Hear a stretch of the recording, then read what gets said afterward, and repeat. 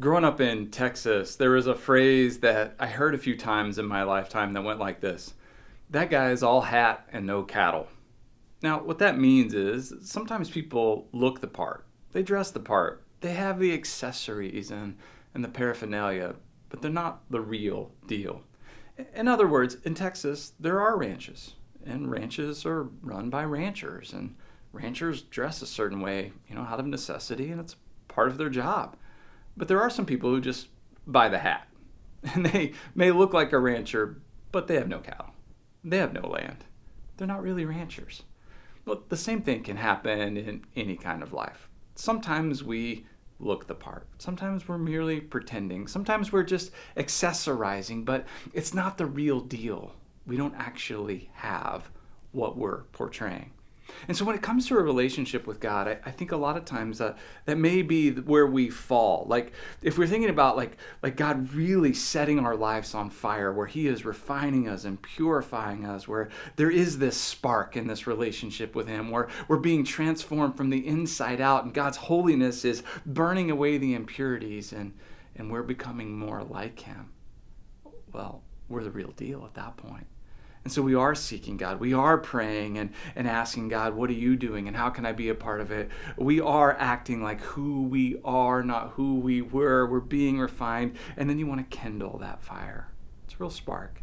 Kindle it. Keep it going. Poke around at it. Stir in there. Get some air and some life in that fire and add fuel to the fire.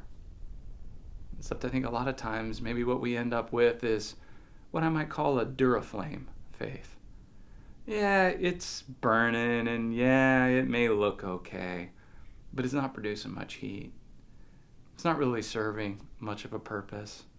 It's not the real deal. It's just a Duraflame.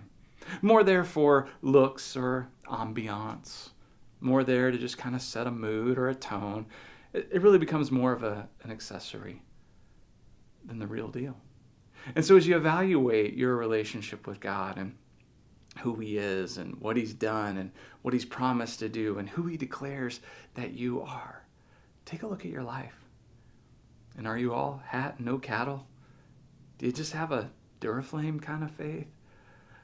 Or is God really setting the whole course of your life on fire for him, to where you're being renewed and reshaped and reformed in the image of a holy God, where your thoughts, your words, your actions reflect the reality of who God has declared that you are, and that your life is now useful. It has meaning and purpose and passion as God's love not only comes into you, not only as you are lavished with his love, but now his love is moving through you and being lavished on others.